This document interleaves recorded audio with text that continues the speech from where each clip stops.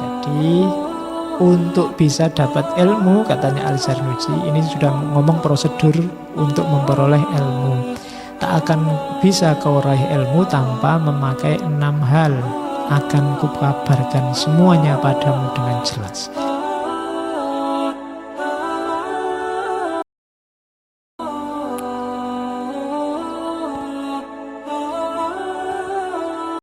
Nah, ini cara milih guru.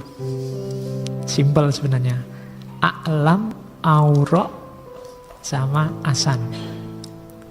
A'lam itu kalau kalian bingung, ini kan alternatif guru ini banyak. Kamu di YouTube itu berpuluh-puluh kiai sudah tampil. Ya, cari guru, pilih yang pertama a'lam, itu pasti. Syukur-syukur kamu nemu orang yang punya kategori 3 ini full. Dia juga termasuk yang paling alim, paling warok, paling tua, paling asan. Asan itu lebih tua, paling tua. Nah itu pilih. Kalau tidak ada ya yang atas lebih diutamakan. Kalau memang 3-3-nya nggak ada ya pilih yang lebih alim. Syukur-syukur bisa 2 alim dan warok. Kalau mungkin memang 3. Kalau yang alim tidak ada baru yang kedua, yang lebih warok. Kalau dua-duanya tidak ada, Pak, saya nyari guru yang pinter, tidak ada, yang warok nggak ada, kurang ajar semua. Misalnya sangat terpaksa ya parameternya tinggal 1, yang paling tua. Kenapa? Karena yang paling tua paling tidak lebih pengalaman. Ya misalnya kamu lagi apalah naik kapal, naik perahu di tengah laut, nggak ada siapa-siapa, punya temen mau belajar ini dari banyak orang, ini ndak ada yang pinter, ndak ada yang warok, ndak ada, gento kabeh iki. Misalnya ya cari yang paling tua. Jadi kalau ada tentang bahas apa, lebih tua lebih pengalaman, dia lebih ngerti macam-macam daripada yang lebih muda. Ini tipsnya begitu. Tapi kalau ada dan bisa, cari yang lebih alim, a'lam. Lebih bagus lagi a'lam dan aura. Syukur-syukur yang a'lam dan aura itu lebih tua asan. Kalau ada yang masih muda tapi dia a'lam, pilih yang a'lam. Karena parameter pertama itu keilmuannya, wong ini nyari ilmu. A'lam, baru yang aura. Aura itu parameter karakter kepribadiannya. Aura itu warok, wirai. Orang yang hati-hati benar sama hidupnya, menjaga diri dari dosa, itu aura. Tidak sembrono, itu wirai. Orang ini lebih terjaga. Jadi cari yang alim. Ada alim yang nggak wirai, alim yang sembrono, menyepelekan dosa-dosa kecil, itu nggak wirai namanya. Tapi kalau nggak ada ya tetap kita pilih alim yang nggak wirai. Kalau ada 2, Pak, yang satu ndak alim tapi wirai, yang satu wirai tapi ndak alim, dipilih yang alim karena kita sedang nyari ilmunya. Oke, lah yang wirai ndak alim, kita belajar apanya wong ndak ada ilmunya. Yo wonge apik ning yo ndak ngerti apa-apa. Nah itu ya kita ndak bisa mengambil apa-apa. Diambil yang a'lam. Nah itu caranya milih guru. Ini bukan mursyid ya, nanti kalau di tasawuf ada namanya mursyid, parameternya beda lagi. Tapi ini memang untuk ilmu, untuk kita belajar. Jadi a'lam, aura, dan asan. Nah ini caranya milih teman juga. Nah ini kan semuanya teman. Hati-hati ada teman yang membahayakan. Cari teman yang tekun. Warok tadi sama ya. Warok itu berarti temanmu yang menjaga diri, yang jujur dan mudah memahami masalah, katanya Zarnuji. Yang tekun jelas, orang tekun itu nular. Kalau kamu punya teman satu kamar tekun, kamu yang tidak tekun itu mesti tidak kerasan di kamar. Iya, dia nular. Maka cari teman yang tekun biar kamu ketularan tekun. Kalau temanmu cengengesan terus, lama-lama kamu yang serius jadi cengengesan mesti. Maka katanya Zarnuji, yuk cari yang tekun. Dia akan nulari kamu ketekunannya. Sama yang wirai jelas, orang selalu menjaga diri. Itu bikin kamu tidak enak sendiri. Diajak jelek dikit dia tidak mau. Itu kan tidak enak sendiri. Paling kamu tidak kuat pindah kos. Ya, Jadi ya kamu kan golongannya panas kalau ada yang gitu-gitu. Jadi cari yang warok, jujur, ya jelas. Teman gak jujur itu paling gak enak. Makan hati. Jadi cari teman yang jujur. Dan yang terakhir ini, mudah memahami masalah. Jangan nyari teman yang tell me.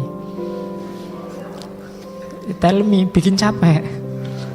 Jadi mahasiswa tipe jerapah, otaknya di sana, anunya di sini. Kita ya jauh antara otaknya sama kakinya. Jadi kalau diajak ngomong lama, yang lain sudah selesai ketawa, dia baru ketawa belakangan. Jadi itu ya, jadi cari yang lebih mudah. Itu bikin jengkel yang tell me itu. Kalau diajak ngobrol itu kosakatanya enggak banyak. Hah? Gitu dok. Iya. Jadi ya, oke, ya syukur-syukur kita bisa ngajari biar enggak tell me. Tapi kalau kita sendiri enggak mampu kan, kalau sama-sama tell me jangan-jangan kita yang ketularan. Oke, cari teman itu. Jadi yang mudah memahami masalah. Hindari teman yang pemalas. Pemalas itu sama nular. Penganggur itu bukan enggak punya kerjaan. Kerjaan itu banyak, cuma yang memang menghasilkan uang cuma beberapa. Tapi orang itu enggak bisa sebenarnya jadi penganggur kecuali memang dia malas. Banyak sekali hal yang bisa kamu lakukan. Paling enggak baca, latihan nulis, apapun, bersih-bersih itu kan enggak nganggur. Tapi kalau lebih suka nganggur padahal banyak yang bisa dikerjakan, itu bahaya. Dia akan nularimu. Jangan deket-deket teman yang pemalas, penganggur. Yang ketiga banyak omong. Ini juga kontraproduktif untuk minatmu nyari ilmu. Ngobrol terus enggak capek-capek. Kalau nggak ditanggepi nggak enak, ditanggepi kita yang capek. Itu juga bahaya. Jadi teman banyak omong, teman cerewet itu kan. Terus suka ganggu, ya, suka ngacau, suka memfitnah itu. Apalagi fitnah itu lebih dahsyat lagi, lebih menyusahkan lagi.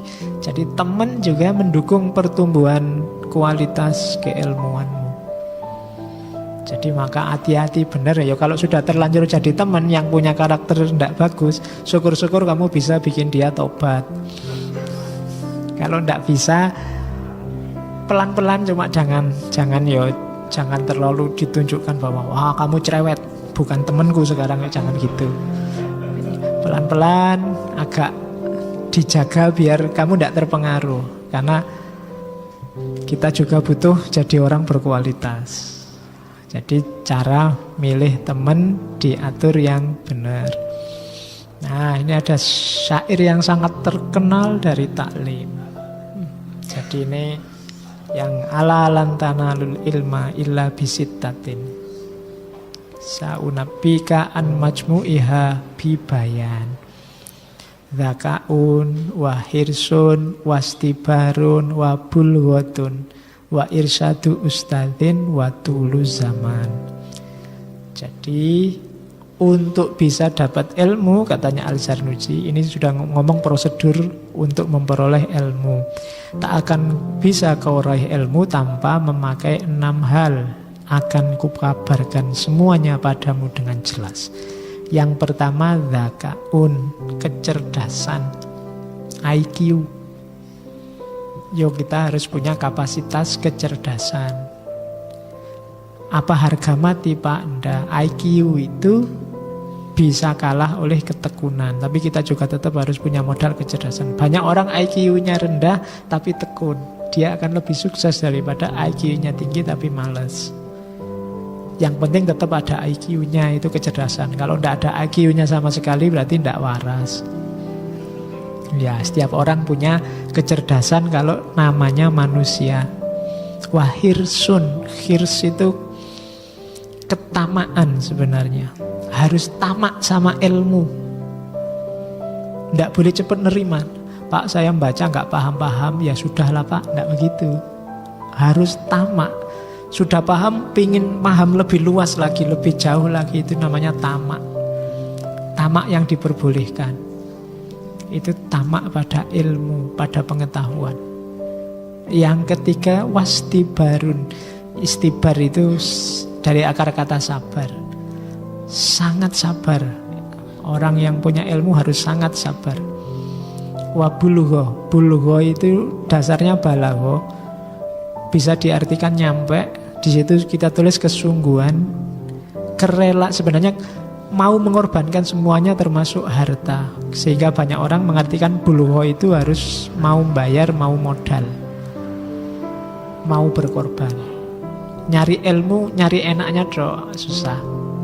Buku pinjem, tidak dikembalikan, nah itu susah. Tidak mau modal itu namanya. Ya, oke. Jadi cerdas, mau, sabar, dan bulugho, punya modal.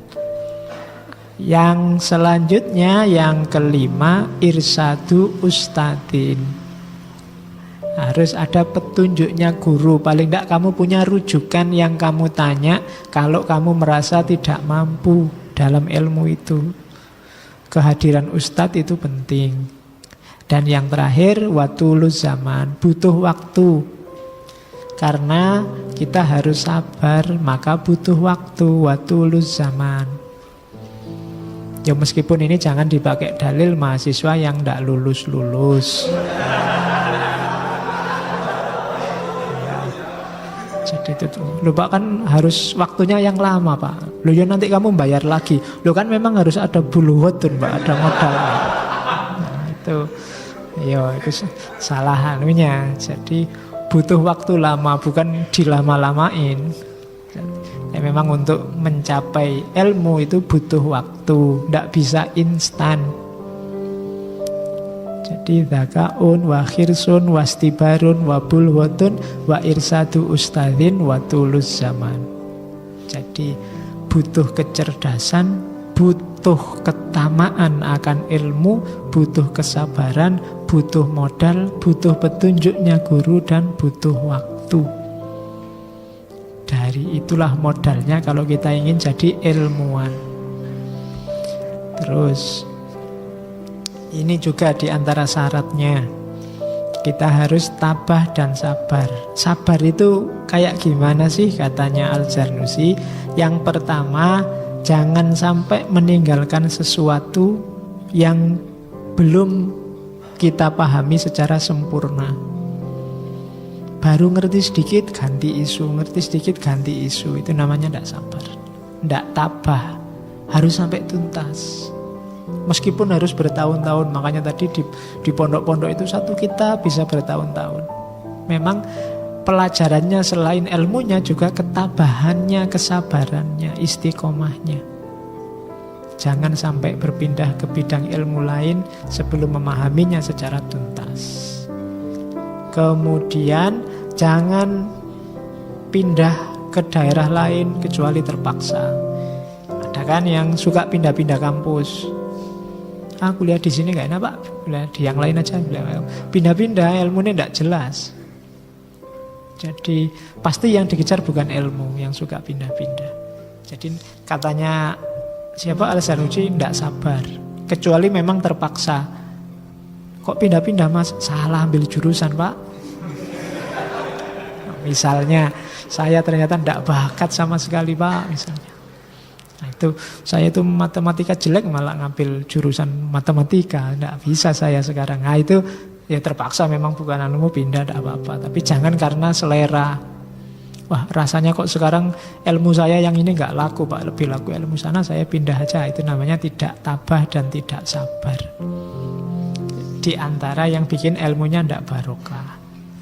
Kenapa sih harus begitu? Ya katanya Al-Zarnusi, karena kalau kita tidak sabaran mengajari sesuatu tidak tuntas, loncat-loncat, pindah-pindah, dapat membuat urusan jadi kacau balau. Hatimu sendiri tidak tenang, waktumu terbuang, bahkan gurumu sakit hatinya. Kamu kok ganti-ganti guru, apa tidak cocok sama aku? Ya cocok sih Ustadz, tapi kan tetap gurumu sakit hati. Di antara jalan ilmunya tidak barokah. Kamu sendiri hatimu tidak tenang, kacau balau. Maka ya tabah, sabar itu memang ilmu. Jalannya nggak selalu mulus, nggak selalu enak. Terus ini baru kita ngomong akhlak. Ya panjang uraian akhlaknya, ini saya ringkes, saya potong-potong, saya ambil yang bagian-bagian pokoknya saja. Yang pertama, muta'alim itu tidak boleh tamak pada dunia. Tamaknya hanya pada ilmu. Ketamaanmu pada dunia adalah lawannya derajat mulianya ilmu. Orang berilmu yang tamak pada dunia, dia akan sampai di tempat kebalikannya kemuliaan. Dia akan sampai pada kehinaan. Karena itu alamat orang ini akan menjual ilmunya untuk dunia. Dia tidak akan jadi mulia, tapi kebalikannya, dia akan jadi hina. Hati-hati.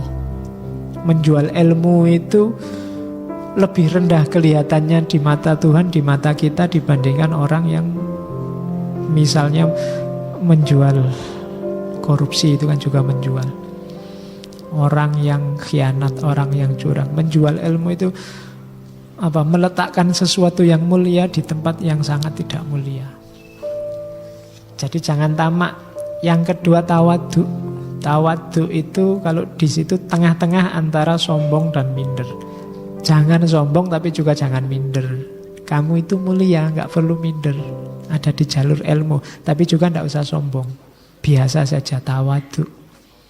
Itu namanya tawadhu. Itu bukan kok terus kalau jalan dingklu, kalau ada enggak, bukan itu. Yo parameternya bisa secara budaya itu. Tawadhu itu maksudnya tidak menyombongkan diri, tapi juga enggak minder. Terus iffah warok, ya itu tadi. Iffah itu menjaga diri. Kalau warok itu menjauh dari hal-hal yang meragukan, itu termasuk warok. Yang haram jelas, yang halal jelas. Ini halal apa haram ya, minggir aja dulu. Itu orang wirai namanya. Menjaga diri dari jatuh pada kekeliruan. Hari ini kan banyak sekali hal-hal yang tidak jelas. Orang menyebutnya syubhat. Itu kalau orang wirai ditinggal. Sudahlah, tidak usah di situ, wong tidak jelas mana yang benar, mana yang salah. Ini berita palsu apa berita bikinan apa berita asli? Sana bilang asli, sini bilang bikinan. Oke, off dulu, minggir dulu. Sebelum jelas semuanya, mana halal, mana haram, mana baik, mana buruk, minggir dulu. Karena kalau kamu ikut di situ, kamu bisa salah ambil keputusan. Namanya tidak menjaga diri, tidak wirai. Warok itu ya, warok itu kan artinya belakang. Kamu mundur dulu biar tidak terpengaruh sampai jelas mana hitam mana putih. Kalau airnya keruh jangan nyemplung. Tunggu dulu sampai jernih, sampai kelihatan mana putih mana hitam. Baru kamu ambil keputusan. Itu warok. Kalau iffah itu menjaga diri.